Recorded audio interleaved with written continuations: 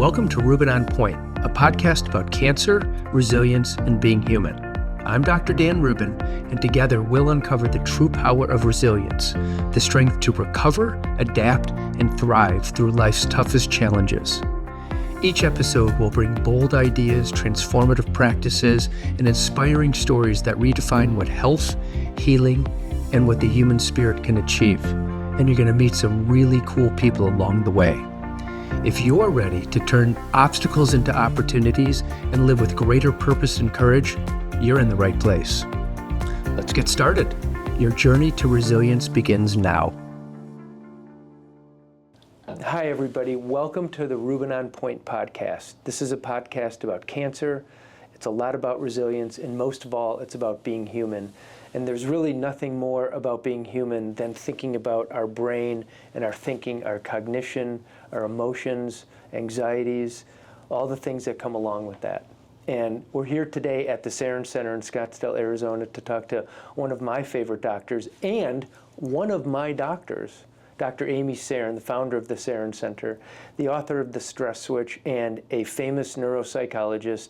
Today, Dr. Serin, I'm so happy that we can talk on this podcast and talk about what it is you do, how you help people, and what you've done for people in general. Yeah, I'm so happy to be here. Thank you for having me. It's always a pleasure to see you. Yeah, thank you. I know it's been a little while, but we've done so much work together. You've helped me so much personally, and because of that, I've been able to help so many other people by referring to you or just having knowledge in this realm, which, quite honestly, I knew was out there and I knew had value, but I didn't feel sophisticated enough to go reach for it and to incorporate it, amalgamate it into our practice, and now it is. Yeah.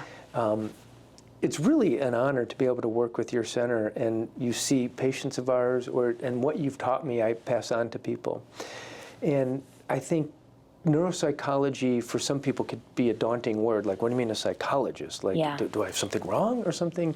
But referring somebody to a psychologist, or specifically a neurocognitive psychologist, means that maybe there's some balance that's needed in somebody's life, or people could even perform better. Like from an executive function perspective, I know I like to continue here just because I know it helps me perform and be better for my patients overall. Yeah. What are some of the things that you do at the Serin Center, and what are some of the things that are unique that people can find here? I think that the unique part of what we do at Serin Center is that, I've had to have a lot of courage over the years, and not just kind of following the status quo of what's been done for 20 and 30 years and what's kind of out there that's been maybe used, but really in blending neuroscience with psychology and looking at things a little bit differently. When people say things like mental health, they think of something very nebulous, or, you have to make better choices, or you have to take this pill, or you have to do these things. And really, mental health is physical. Your brain is firing and wiring in ways that we can functionally see in real time. And this is the basis of how you feel, how you think, and all of your body's processes and what they're doing or not doing. So in thinking of it a little bit differently as, the mental being physical, we can be more precise and cutting edge with how we're looking at this and treating this. So we do things a little bit differently here, where we really blend cutting-edge neuroscience with psychology, and we make sure that we're measuring and treating. And what I mean by that is, a lot of times you'll go in and you'll talk to someone and they'll say, okay, we'll try this. And what do you mean talk to somebody? Go talk to someone like a psychiatrist or a psychologist, or even a medical doctor that will give supplements or something. And they're not closing the loop of measurement, of first of all, measuring where you are at baseline. How do you measure? Well, if we're talking about things like supplements, you measure with, blood work, right? When you're talking about neuroscience, you measure with brain maps, you measure with objective measurements, questionnaires and things like that have been scaled and normed, instead of just this subjective, like, well, how you doing with this? How's that going? Totally. And then I think I'm just going to do a little bit of this and a little bit of that. So I think that does make us unique, in that we're always closing the loop on making sure that what we're doing has high impact. We're very, very mindful about not only steering people towards the things that are going to work, what we think best, but away from things that aren't going to yield good results, because we see that a lot of practitioners like to just add and add and add, or do this and they're guessing. Yeah. And then they're sending people on these wild goose chases, and really we need to focus on what's going to have high impact and really make a huge difference. So the other thing is that we do things at home. We use transformational neurotechnology, which I've been very involved in. I'm on boards of several companies, and I've invented products and things like that.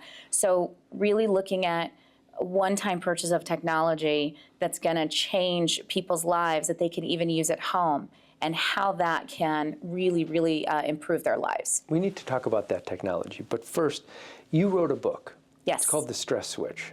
And I remember reading that, and it was incredible because it really put into context, and of course I have a medical background, so I could really dig in and understand the pathways, but it's helped a lot of my patients and put into context for us what the stress switch really is. What was the motivation for writing that book? And at the time when you wrote it, this seemed cutting edge and leading edge at the same time. Yeah, so this was about 7 years ago that I wrote this book, and the reason is I was tasked with trying to help survivors of Ebola in Monrovia not get PTSD, or to fix their PTSD, and we could not get therapists to go out there. My thinking was, well, EMDR therapy, it's called eye movement desensitization and reprocessing, is one of the top trauma therapies. And they use bilateral stimulation in multiple forms. And I thought, well, what if I could extract that, like vitamin C from an orange, and could we deploy that out to these foreign countries and treat or prevent PTSD with the technology? And I had EEG equipment in my office, and so we started looking at What's EEG? It's an electroencephalogram equipment, and this is how we get people's brain maps. And so we took old wired technology that had been used in EMDR therapy for over 30 years, and I started looking at what it was doing real time in the brain. And it was pretty astonishing. And I thought, okay, I know that people have a physical sensation of calm when they use this kind of technology, but if it's this profoundly changing the brain in real time, like, why aren't we allowing people to have this outside of the clinician office? And this was the whole problem we started with, right? Is that we can't get therapists everywhere all the time. And even if you're in therapy and you're talking to someone 1 hour a week, what are you doing the rest of the time, right? There needs to be something that's helping your body and brain regulate in real time. So I invented the first wireless stress devices that use bilateral stimulation. And then people kept asking me, well, how does this work? How does this work? And I looked at the theories that were already out there, and I thought, none of these theories really explain what I'm seeing on an EEG. And so I figured out that the salience network in the brain, which this is the network that integrates all the senses. So your brain, we thought, used to be passive. The salience network. Salience, yes. Salience. Salience meaning like what's salient, what's important. It's actually a filter, but more than a filter, it's picking what you get to pay attention to, and also what's happening with your stress switch in real time. There was a great article that just came out in Wired magazine about this. There's an area called the thalamus in the brain that's part of this network. We used to think it was passive, but now we know it's kind of a master control center, because we used to think it was just a pass-through. It's very, very intelligent, turns out. And it should be. I mean, we just didn't know it at the time, so we assumed maybe it's not doing anything. Right. So with this assumption, what happens is people think, oh, I'm stressed out, I need to think my stress down, or I need to do something, but that's not really what's going on. We actually need to intervene in the salience network with sensory things, and that will What are sensory things? Well, in the stress technology, it's haptic microvibrations. And so just the bilateral stimulation? Bilateral stimulation of vibrations. There's something about the touch and tactile sense that actually downgrades the stress response faster than other things. Does that happen in the thalamus? Well, the thalamus is kind of the relay station that's taking in the sensory information, but there's also other areas of the sensory network that are deciding what to do with this. This is why if you are at a picnic having a great time and a couple ants bite you, you don't notice, because your thalamus and this network is deciding, hey, that's not salient right now. you're having a good time. We're not going to bother you with this, right? But if you're just walking quietly and a couple of ants bites you, you're going to notice right away. That It's makes so much sense. That's such a very great important to example. know that this is deciding for you. So when we add certain sensory inputs, your brain automatically, without conscious thought, will downgrade that response, which means we can hack this biological pathway in a really savvy way for the cost of like one therapy session. People can have this at their fingertips all the time. So the device that you invented, I used them, and I have experience with them, and we use them for patients. And now you're on to the next version of it. Yes. But these are, they come out of the world of EMDR, is what you said. Could you explain how that came about, and maybe a little bit about EMDR and how that intervenes with the salience network? So, because people do know EMDR. Maybe you could, what it stands for again, and then for some people it's like, oh my God, that was really effective for me, and some people, oh, I tried that and it didn't work. And I know there's EMDR, and then there's other types of EMDR, and I really want to get into why testing and getting objective parameters is so important, and depends upon the skill and the techniques and the sort of cutting edgeness of the practitioner. But if we could talk about EMDR for a little bit, because I think you mentioned early on the term mental health. And that what we're talking about falls under mental health. I think the younger generations now are paying a lot more attention to mental health. And so I think EMDR is a big player in this, is it? It is. In fact, it was just featured in The Simpsons a few months ago. It was just, featured in The Simpsons. And so it is hitting mainstream, finally. And it's really a superior therapy to some of the old ways that we were doing things. And one of the reasons why EMDR is so powerful is they're using bilateral stimulation. So it can be buzzing Bilateral, back and forth. both sides tactile. of your body. And this is the, both sides of your body. And it's alternating, so it's not going off at the same time. And you're not doing it, so it's not like And you're not tapping. doing it, So whenever I hear that EMDR didn't work for me, I say, well, how is a therapist doing EMDR? Because what happens is if the therapist is tapping someone, that does not get the same EEG response as when it's being done with vibrations in devices. We can see it in real time. It's hard to get the rhythm. It's also hard to tailor the exact frequency to someone because the therapist may slow down, may speed up. And it's also, when you're doing just the tactile bilateral stimulation, that tends to calm the nervous system down. But they add eye movements to that. That can be very activating. And if therapists are just using eye movements, but they're not using the tactile bilateral stimulation, then people can go into a flooded state. They can get very heightened in thinking about their trauma. And the effect of it does not happen as quickly as they get activated. So they leave feeling kind of out of sorts and then they don't like it. But when we have the tactile bilateral stimulation devices that people can take home, if they feel out of sorts because they've kind of stirred some things up, they can use those to help calm their nervous system until the next appointment. Because of the salience network. Yes, because of the salience network. And in session, we know what effects these have on the brain. I never do EMDR with just eye movements. I'm always using either the tactile bilateral stimulation, and we usually have it on the whole appointment because we're getting a nervous system calming effect. And then we add the eye movements for the actual, what we call trauma processing. So if therapists don't know what's really these mechanisms are in the brain and how they work, they may misapply some of the techniques of EMDR in a way that prolongs treatment for the clients or actually can cause an abreaction and people saying that was too much for me, I don't like it. And so that's what I find most often is the thing about when people say EMDR, didn't really work. That makes sense. What does EMDR stand for again? EMDR stands for eye movement desensitization and reprocessing. So we're desensitizing your trauma and we're reprocessing the memories so that they're more adaptive in your brain. So whenever you think about something that's happened, there's a heuristic your brain uses. Our brains are very, very good at using habits and patterns and things like that so that not everything is a one-off, right? This is how it conserves energy. The problem with that is that when we're dealing with things that bother us, right? And it doesn't have to be a huge trauma, like I almost died in a car accident or I was abused or something like that. This can just be something like, yeah, my friend said something and it was really upsetting and now I kind of don't want to talk to her when she calls, right? That is still ticking up our stress switch. So whenever we think of that, it's in a certain state and it comes out. Maybe it's a 7 out of 10 in disturbance. Maybe I feel it in my stomach. Maybe I feel like, I'm not good enough or I'm unworthy or there's some kind of identity thing that comes along with it. That's all clumped in together. If we pattern interrupt this, then the next time I think about it, it's not going to be a 7. It might be like a 3 or it may not be disturbing at all.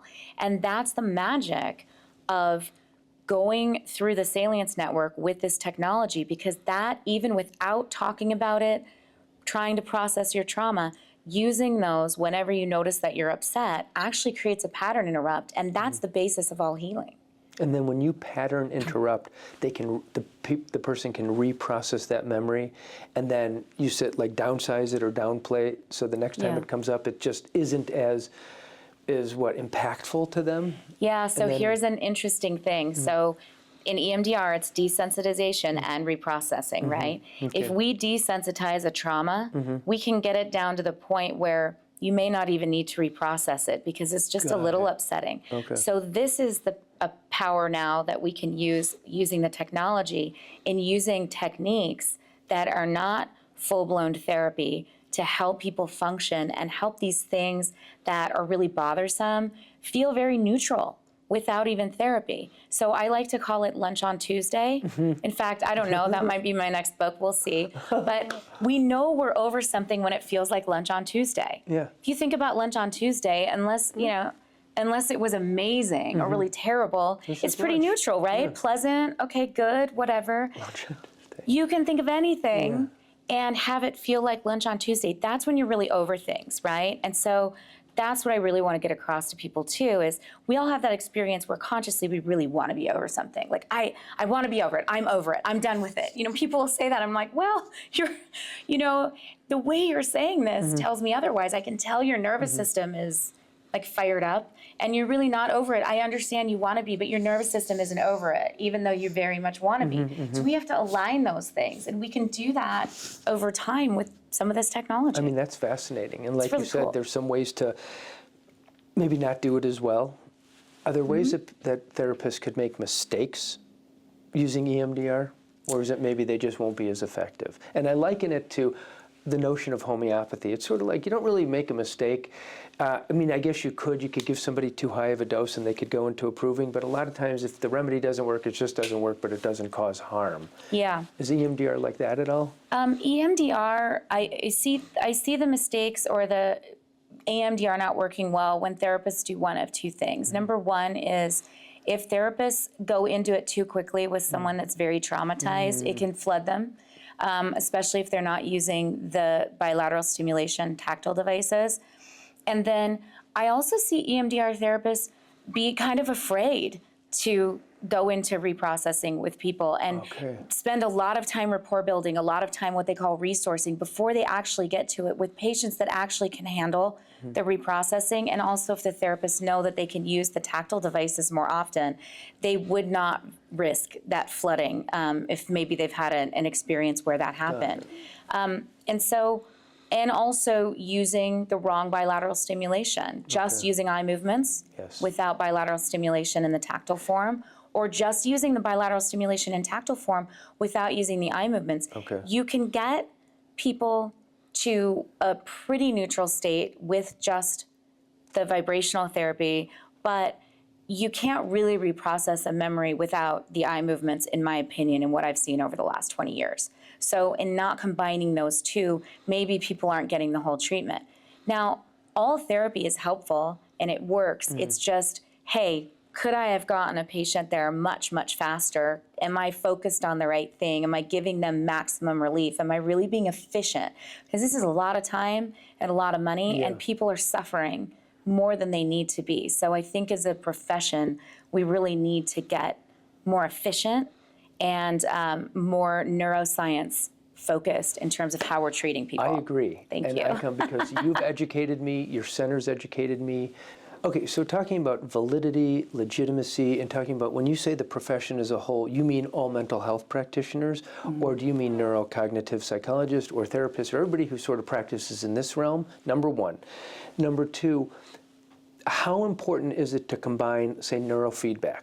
That's a question. Definitely want to talk about neurofeedback, what it is it doing, how does it work, and what are the different types of neurofeedback? Because I know here, when I do neurofeedback, I have 19 different points of feedback that's going into your machine, and I have gel in my hair, and there's actually somebody sitting in there with me, and I can hear them typing. I mean, I don't know what they're typing, but I'm assuming that they're typing comments about how things are going and because of the feedback that's being given, and then also about brain mapping. So can we start with brain mapping and what it is and how it plays a role, why some of the treatments that people undergo may be deficient if they don't have their brain mapped, if that's true, and maybe take it from there, please. Yeah, okay. So I think about the best way to explain this that people can resonate with is that game of whack-a-mole. Do you remember the carnivals with the game of whack-a-mole, right? So EMDR kind of takes these traumas and these things that bother you and these habits and patterns that are already there, and it's like moles sticking up, and we look at the targets and we whack them all. Now, that's great, but let's say someone has OCD or they're very anxious. I can whack all those moles, but the state of your brain dictates what happens with incoming information. Okay. So if I have an anxious brain at baseline and something happens, that's another mole. I actually need to unplug that machine. Otherwise, I'm going to spend my whole life whacking mole after mole after mole, and it's just going to keep happening. So one of the things that is, kind of a savvy, neuroscience way to look at this is, do I have a brain that's anxious at its baseline or that has another issue, and if I whack these moles, is that going to help with that thing, or is it going to come back in another form? And determining what that is. Now, most people in our culture are obsessed with chemicals and consciousness. In other words, thinking and doing and pills. So they think, oh, well, if someone's anxious, they should just take an antidepressant or do this or do that. But the brain is electro and chemical. And if we use things that are not chemically based to alter brain function in real time, or in the case of neurofeedback, to train the brain to be more efficient and then it stays more efficient, that oftentimes can get us a better result with fewer side effects than taking the chemicals. And oftentimes, Dan, people have come to me and they've tried these anyway. They've gone through the medication route. It's been years. It's easy. It's quick. Well, but it's not even really easy is the thing. Because some of these antidepressants, they take 4, 6, 8 weeks to titrate up. Then if they get side effects, they got to titrate them down. Then they got to try another thing. I mean, taking a pill's easy, but maybe... Taking a pill's easy, but the whole process really isn't. Okay.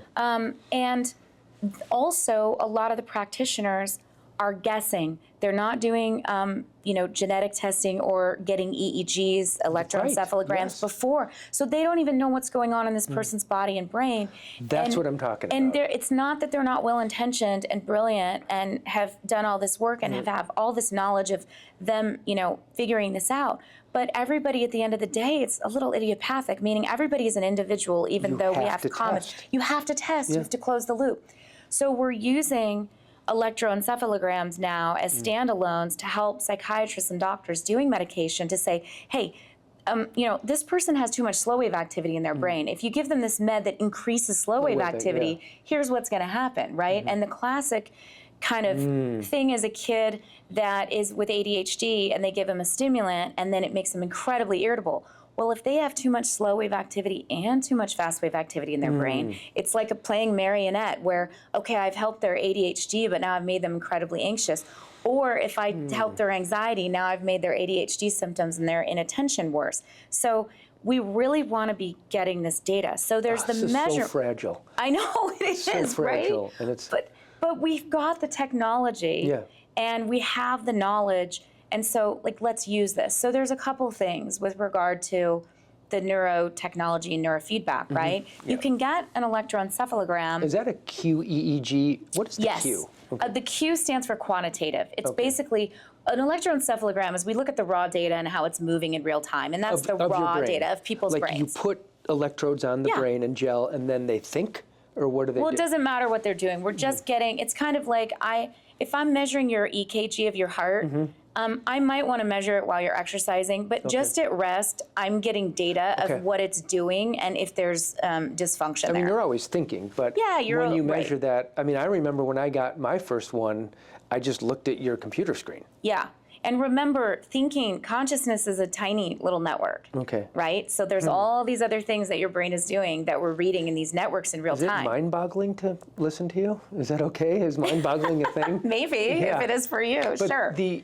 I'm so happy we're talking about this because I, as a practitioner and as a patient, I see the importance of closing the loop and measuring the brain. Okay, so we have a QEEG, So we have quantitative meanings. Quantitative meaning, we're taking this raw EEG, we're taking this raw data and we're filtering it through some kind of statistical analysis. It's so good now that we can get almost as precise as an fMRI, which is a very expensive test in the hospital setting. Yeah. We can do that in like Functional MRI. Yeah. Okay. We can do that in 45 minutes in an outpatient setting now. Wow. For a lot less expensive of a cost. So we can use statistics, we can use normative databases, which means we're comparing your brain activity to other healthy function. That's just like saying, okay, if I'm 5'4" and I have this bone structure, maybe I should weigh around 130 pounds, give or take. And now what's my weight compared to that, and how is that different, right? And then we want to move it into a healthy range if it's not a healthy range. Normative values. We look at that in your brain and how it's firing and wiring, and we know what healthy brain function looks like. So we're looking at brain function versus that, and we're coming up with, is this too much or is this too little? Is the brain overfiring, underfiring? In certain areas, How does too, it look? right? Yeah, and when the brain is firing and wiring a certain way in certain areas and certain key networks, we get predictable behavioral and cognitive and processing issues. And you can read that. I You're can a read that. PhD neuropsychology. This is the other part, is being able to interpret it. The other important part is being able to do something about it. Right. Yeah. So it's interesting because neurofeedback is maybe not being regulated in the way that I would like to see it be regulated. Okay. Because a lot of practitioners that really have not been trained in brain-based issues or don't have degrees in that or additional training can purchase like neurofeedback in a box kits, or they can do what they call an EEG, but they don't know how to interpret it. That's it. Yeah, right. I think when people are looking at maybe getting EEGs or neurofeedback, vetting the practitioner to see what their real expertise is. First of all, somebody actually have brain-based training in their training, right? Are they, if they're a master's level psychologist, let's say, or a licensed social worker, and they don't really get any brain-based training, or should they really be doing this if they're not board certified? Or if someone's a chiropractor and isn't board certified in neurofeedback, like what have they really learned about the brain? But so they can have, somebody like that could have the neurofeedback in a kit. Actually, let's take a moment. What does that look like? Is that 19 lead? Is it 3 lead? Is it you press a button and go and the computer program runs and then what does that look like? So the kits are interesting. It can be as simple for a practitioner to buy equipment from someone or lease equipment and then just be trained on how to apply it. But one question I would ask is, do you edit your own data? Because a lot of times then they'll send the data somewhere and then some computer will do it. And we know that what we call artifacting, editing the data is not quite as good yet as trained practitioners doing that. Because when you're taking an EEG, any eye blinks or any movements can be misconstrued as brain activity and not actually, real activity. So we're making the wrong conclusions. So someone sends that data out, they get a report back from a computer, and then they tell them kind of how to do this. And some of the neurofeedback is 2 leads. They might put 2 here, they might do 4 here.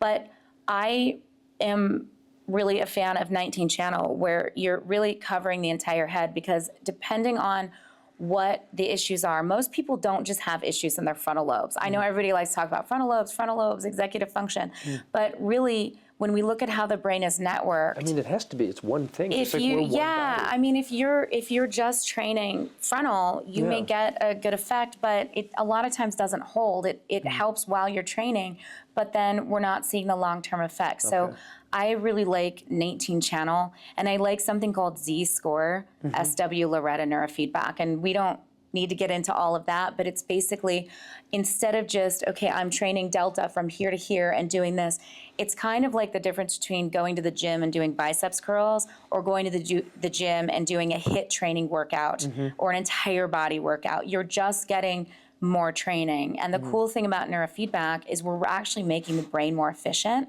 So when it gets more efficient, it tends to stay more efficient if you've done it correctly. So the gains that we make in neurofeedback, we can sustain 95% of those if we've done that right, in years and years of time. So it's not like exercise where you have to keep doing it.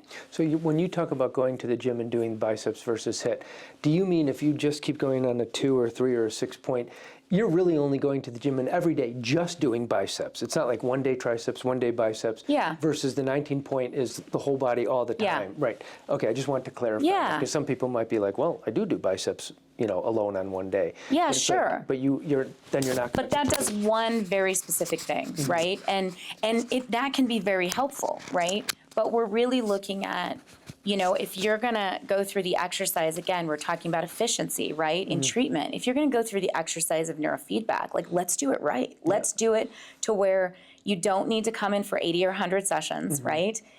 Whatever we get, we know when the brain is stable. We know when the training has taken hold. It's kind of like braces where, you got to have the teeth move and then you got to leave them on and then you maybe have to use a retainer and then you're good. But if you take the braces off too quickly, things will move back. And then what a wasted exercise, right? I liken this in medicine when you talked about how somebody may send the data off and then the computer reads it, but they don't understand that, blinking is, a different change.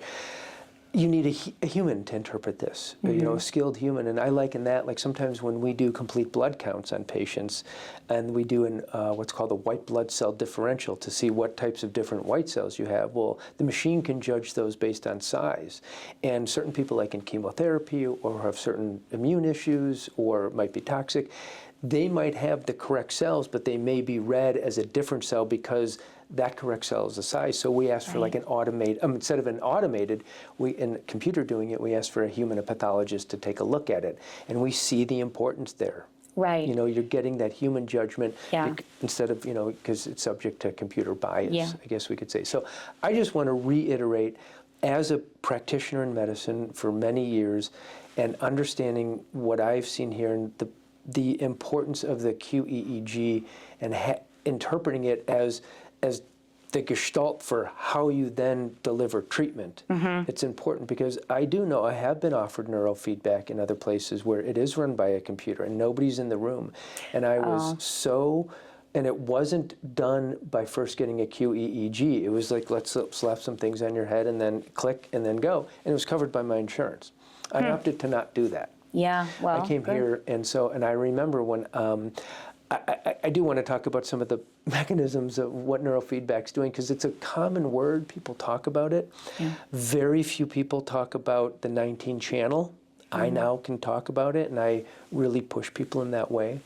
Not everybody has that accessible in their location, because you can't do that virtually. I know there's some ways to do EMDR virtually, and we should probably talk about the benefits of that here too.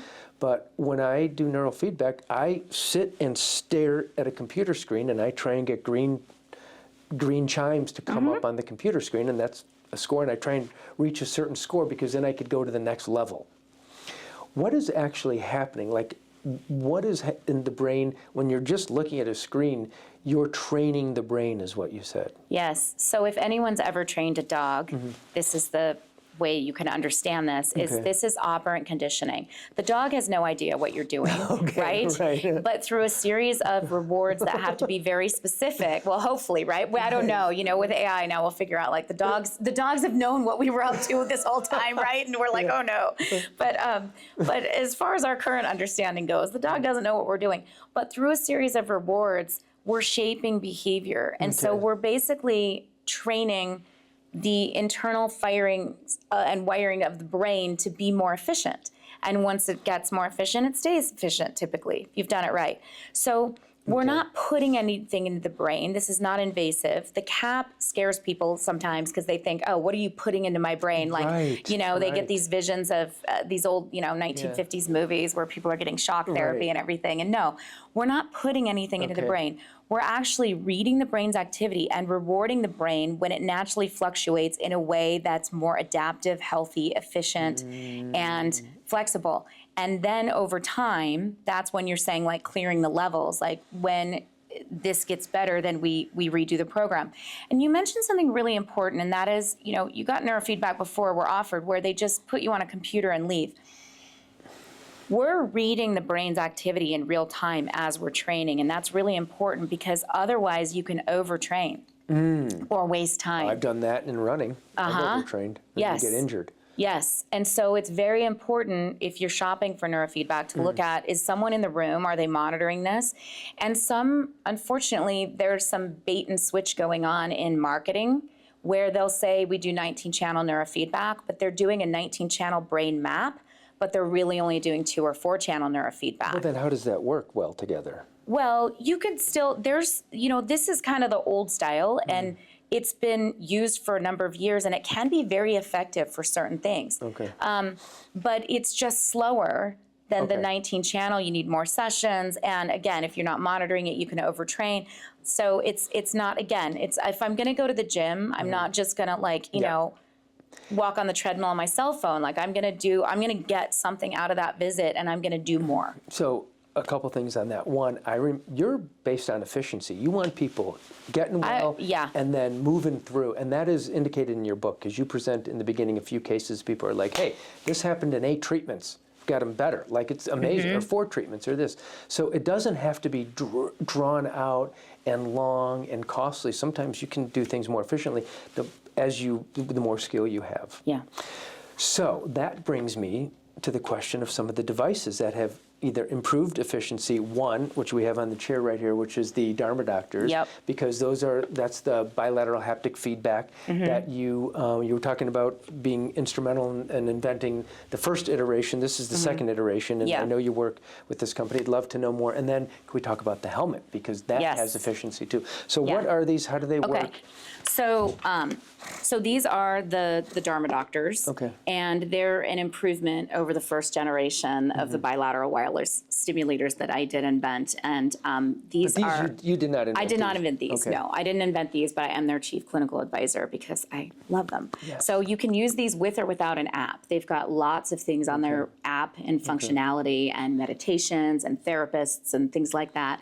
And you press 1 to control the speed. And this is the slow speed. You can see kind of how the green is the slow The green speed. Is slow, and you can see how they're kind of vibrating back and forth. Yeah. And then the other one will control the intensity. So there's 3 speeds and 2 intensities, if not even using the app.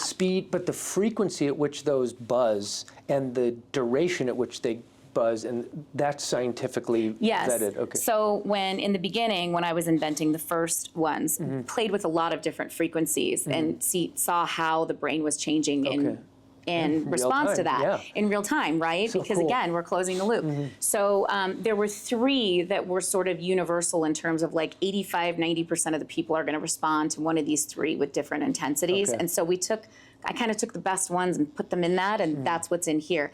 Now on the app of this though, you can get real precise with how fast and how slow. But in general, the one that's in the middle, this blue one, is about 60–70% of people, this will actually calm their stress. Because, quickly, because I think it's 30 seconds or less. So the published research on this technology is 62% stress reduction in 30 seconds and a 50% of pain or like somatic body sensation associated with that stress will reduce in 30 seconds. Holding them. In other words, if I think of something stressful, my stomach hurts, then, that'll get cut in half in about 30 seconds statistically. I keep a set of these, in that case, charged on my desk when I'm seeing patients, and we bring them out, and works. It does, and this is where, too, in terms of being efficient as a therapist, right? If I'm doing therapy, I want these in my patient's hands the first session while they're talking about things. I think it's not great that people come in with all their trauma and all the things that have been built up and bothering them, and for an hour they tell you about that, and then they just get in their car and go home, right? So we're getting some active treatment. The other thing that this does is it democratizes the use beyond the therapist's office. So if someone's an executive coach, for example, or if someone's a somatic coach or some kind of other practitioner, they can incorporate this technology into what they're doing and probably get much better results. Wow. Yeah. And so what about during neurofeedback? So we use these during neurofeedback. When kids are on the autism spectrum, a lot of times they have a hard time sitting still, and or if someone's really stressed out, we can use those during neurofeedback to get the brain to go in the right state. So think about that training the dog example. If you're trying to get a dog to shake its paw and it just never moves its paw for you to reward it, you got to kind of get it to do that, to start that process. And so we use those to enhance neurofeedback. And the other thing we use for neurofeedback to enhance it is sometimes we do neurostimulation before. It's gentle, near infrared or infrared light therapy. On the brain. On the brain to change the brain a little bit. Yes. Transcranial photobiomodulation. Can we see it, and what is it called? So this is the NeuroMatrix helmet. Yes. I remember talking about it with you when you were helping to develop it. Well, you didn't develop the hardware, you helped to develop the frequencies and the programs that run on this. Yeah, so my son, Connor, it was his idea to go with a matte black finish. So cool. And then my stepdaughter did the logo for NeuroMatrix. So it was like a family thing in terms of the design. But actually, Sanjay Manchanda, my colleague, we're going to be speaking about this, but he's the one that has pioneered the protocols for deep meditative states, near psychedelic states. We can get people into near psychedelic states with this. Yeah, when we layer things in. What does it look like on the end? And those are red light LEDs at a wavelength of 1070 nanometers? Yes. Okay. Yep. Why is that important? So the nanometers is important because it, depending on the nanometer, it has different penetrance into tissue. So 1070 has been shown to have deeper penetrance into the tissue. In other words, if we're putting it on our head, how far into the brain is this getting? And how much cerebral blood flow is going to be altered, and so what's the actual treatment effect? Some red light therapy devices are not very powerful. They don't have the radiance to get through hair, through skull, through skin and skull, and into brain. And the lights themselves are not that powerful, right? Now, also, this is near infrared. There are devices that are infrared, 810, 633, things like that, and they all have a different function. Most people are familiar now with the face masks that have red light therapy in them, and they have different things. 633 is for acne or skin tightening or this or that. They actually just have a little bit of a different treatment effect depending on what that is. Different tissue types, different wavelengths, so the length of the wave, which is not the frequency. No, the frequency of how we pulse it and how your brain responds, that's where the cutting edge protocols are important. And up until about a year ago, we really just had a couple of frequencies that were embedded in kind of out-of-the-box products, and now we can go from 0 hertz to 20,000 hertz and customize frequencies for people based on how their brain is functioning. It's just, it's like really cool. It's so huge. A couple reasons this is huge. One, red light therapy is huge. Yes. But this is true red light, near-infrared photobiomodulation therapy specifically for the brain. But this can be dangerous in the wrong hands because you could use the wrong program. Not dangerous. I don't think nobody's going to die, but in terms of brainwave and functioning, and I think yes? Yes, it can. So here's the danger in it, is that if you don't know what you're doing, because these are consumer products that anybody can just take out of the box and use however. There are pre-programmed in the hardware for this helmet some kind of generally safe to use protocols for people, right? And they're labeled appropriately. So, you don't want to use like Bright Mind or something right before you go to sleep. There's a sleep one. Use that before you go to sleep. So they're pretty intuitive. But, you can put the brain temporarily in the wrong state, and then that will create an issue. Just like if I take a medication that agitates me, and then I'm agitated for 6 hours, right? But it'll cycle back to its baseline or to its homeostatic. It will cycle back to the baseline, right? But you can do it wrong, basically. Yeah. So But can people program them, like the consumer products, are they programmable by the consumer? Or are they locked? This one is locked, except so we get an EEG or we take our best guess, and then we customize the programs for people, and then we have them follow up with us because we want to make sure they're using it correctly. We want to make sure that they're getting the effects that they want. And we've had really good effects. This also, red light therapy is being used quite a bit to prevent neurodegenerative diseases like Parkinson's and Alzheimer's and dementia. And I had someone who's 78 years old with Parkinson's that was using a red light therapy device with some success for a few years, and then switched to the NeuroMatrix. And within 4 days, the tremors had stopped. That's amazing. And he had more energy and was able to go and be more functional on vacation, do entire vacation days instead of half days, and generally had, a big effect. And so that's a good case because it's the comparison of this particular technology versus the red light therapy that was already out there that he was using diligently. But then if we go from nothing to this, it's incredibly powerful. And so you're also using this during EMDR sessions, I understand? Yes, we can use this during trauma processing. We know that we can get brain changes in real time. So when we add this to therapy, it can be incredibly powerful. We also can use it in the place of psychedelic trauma release protocols because the chemicals have an issue. Well, a lot of people are using psychedelics, right, for trauma release. And unfortunately, when we're doing the chemical thing, right, there's usually a side effect, or over time, we could be doing things that are harmful to the brain. We don't want the things that we're getting a good effect from to be harmful in the long run. Okay, it's like somebody drinking to help them go to sleep, but then they wake up at 3 a.m. and over time that's damaging to their brain, right? We want things that are cognitive preserving and cognitive enhancing and things that produce a powerful effect. So we want to be able to substitute things that have, quite honestly, very high rates of abreactions with the more non-invasive, safer technologies, and we can get the same effects. Wow. This is cutting edge stuff. Cutting edge stuff. And the takeaways really are cutting edge. You have to close the loop. You have to have objective responses, be able to interpret the data and apply them to the person. And you can get an efficient and thorough treatment and improvement in your mental health. Yeah. I'd love to do a part 2 and see where we are next and look at some EEG changes. Would you be open to that? Sure. Yeah. I'd love to do that. Love it. Well, always happy to see you. Thanks for spending time. Thank you. And for Rubin on Point, take care.